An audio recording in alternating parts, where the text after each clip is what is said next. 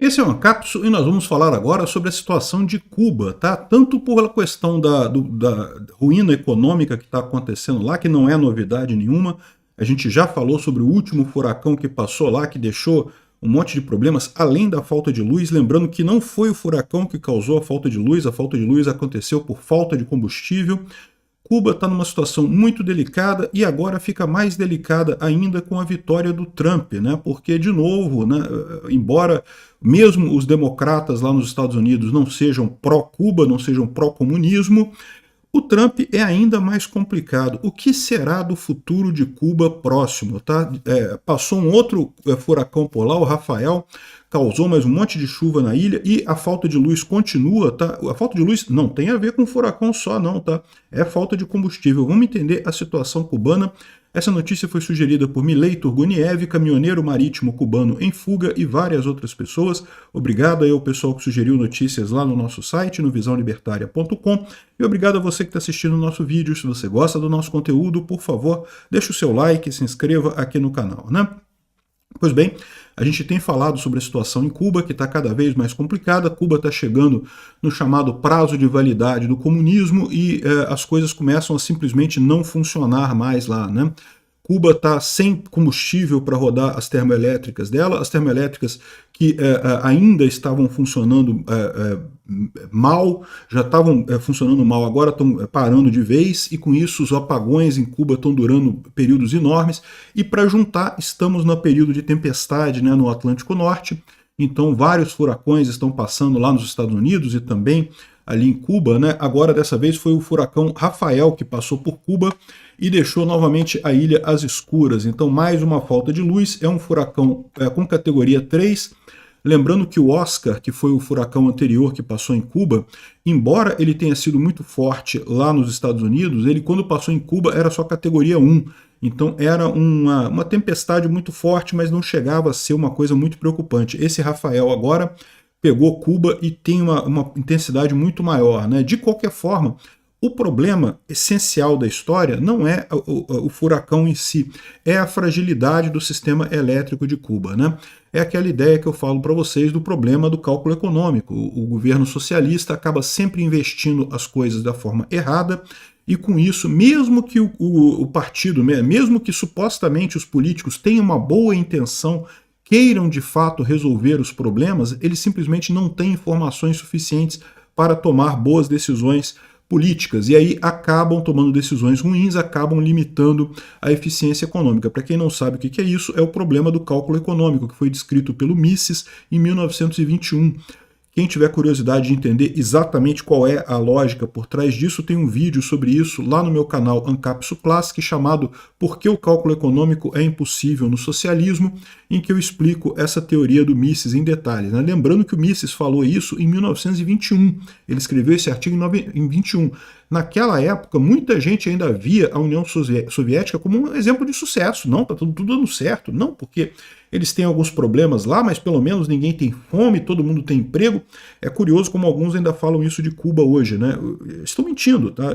Comunistas sempre foram muito bons em propaganda. Nisso eles sempre foram bons mesmo. Na União Soviética, em 1921, ainda não era tão catastrófica assim. Então isso dá mais força para o argumento do Mises, né? O Mises previu de forma correta que modelos comunistas conseguiriam funcionar durante um tempo, mas inevitavelmente iriam cair com a eficiência. Por que eles conseguiriam funcionar durante algum tempo? Porque eles conseguiam funcionar com a memória dos preços anteriores. Só que a memória dos preços anteriores ela tem prazo de validade, porque à medida que surgem novas tecnologias, que surgem novas novidades, invenções e coisa e tal, você não tem como medir o quanto a população quer essas novas tecnologias, então você não tem como fazer o cálculo econômico sem ter um livre mercado, sem ter o sistema de preços. E aí, fatalmente, à medida que vai se acumulando essas novas imprecisões, em algum momento a economia comunista destrói-se completamente, né? Isso aconteceu na União Soviética, a União Soviética desabou completamente em 1989, 90, né? Na verdade ela encerrou em 91, mas a ruína econômica já veio ali na década de 80, né? Ela tentou, durante a década de 70, ela estava brigando com os Estados Unidos, brigando, tal, né, querendo se mostrar muito firme, coisa e tal. Década de 80 já se mostrou claramente um colapso completo. Muito embora o Haddad ainda tenha feito uma tese sobre o sucesso da economia soviética em 1989, você acredita? O Haddad, a tese de mestrado do Haddad, o Haddad, o nosso ministro da Economia, o cara que dirige a economia brasileira, fez uma tese de mestrado falando sobre o sucesso da economia soviética, meses antes da economia soviética desabar completamente, para você ver como é que a gente está na merda em termos de ministro da Economia, né? Bom, então o centro lá do Rafael, que é o furacão que está acontecendo lá em Cuba, passou por Cuba e se desloca para o sudeste do Golfo do México, então está passando por Cuba ali, já está saindo de Cuba. De qualquer forma, muita chuva por lá, o que está piorando a situação da falta de luz, né? A empresa estatal de energia elétrica está prevendo apagões em 46% de Cuba para quarta-feira passada, quarta-feira que passou aí, né? Ou seja, a situação ontem, né? A situação em Cuba cada vez mais triste aí por falta de luz, sendo que a falta principal disso daqui é falta de combustível. A gente sabe que Cuba não tem dinheiro para comprar combustível. A economia cubana totalmente colapsada, eles não têm como fazer isso, não tem petróleo em Cuba, eles não têm de quem comprar. Enquanto tinham a ajuda da União Soviética lá atrás, Cuba se virava bem, depois pediram ajuda para a Venezuela, só que agora a Venezuela, cheia dos próprios problemas deles lá, com a eleição do Maduro, que gerou um monte de problemas ali, a Venezuela não está podendo ajudar também Cuba, e com isso Cuba não tem petróleo, não tem para quem recorrer. E esse é o problema, né? É um dos índices mais elevados de apagões previstos para esse ano, foi dessa quarta-feira que passou, justamente pelo colapso completo do sistema elétrico nacional lá de Cuba, né? E, bom, os cubanos têm ainda um outro problema, além disso. Esse problema do apagão não é novo, tá? Que ele continua aqui, ó. Cuba sofre apagão nacional após falha em usina elétrica. Isso aqui, ó, 18/10, ou seja, já vem de tempo isso daí. O que eu falo para vocês, o problema não é o furacão, o problema é a falta de combustível, né? Aqui, ó, porque a crise não vem de hoje, explicando aqui justamente o problema da falta de combustível, né? A infraestrutura obsoleta, demanda maior, falta de combustível, escassez de combustível. Então este é o grande problema lá de Cuba no final das contas, né? E um problema que tende a se agravar. Cuba, evidentemente, como todo o resto do mundo, está sujeito aí à vitória do Trump, ou seja, vai ter consequências da vitória do Trump. Não é como se o Biden fosse ajudar muito Cuba, tá? Mas o Obama, por exemplo, chegou a fazer uma série de passos, né, em direção a estreitar laços com Cuba, favorecer Cuba, porque, né, a esquerda, bem ou mal, a esquerda americana é mais próxima da esquerda cubana do que a direita, né? Mas agora com Trump a previsão é que não vai ter moleza, ou seja, podem esperar mais 4 anos de muitos problemas econômicos em Cuba. E isso tende a piorar a situação do regime, porque é aquilo que eu falo para vocês. As pessoas têm a ideia de que ditaduras são muito fortes porque o pessoal usa a força para se manter no poder e coisa e tal. E, de fato, o povo querer derrubar o líder é muito pouco provável, muito difícil isso acontecer. Mas não tenham ilusão, tá? Ditaduras são também frágeis. Por quê? Porque tem o pessoal que está ali no segundo lugar, ali, o pessoal que está logo abaixo do líder ali, que começa a achar que aquele líder não vai levar a lugar nenhum, que a situação está começando a degringolar, que nada resolve ali, e aí o incentivo para esta pessoa derrubar o líder começa a ser muito grande. E essas pessoas que estão na estrutura de poder, elas têm também poder, elas têm pessoas sob elas, né?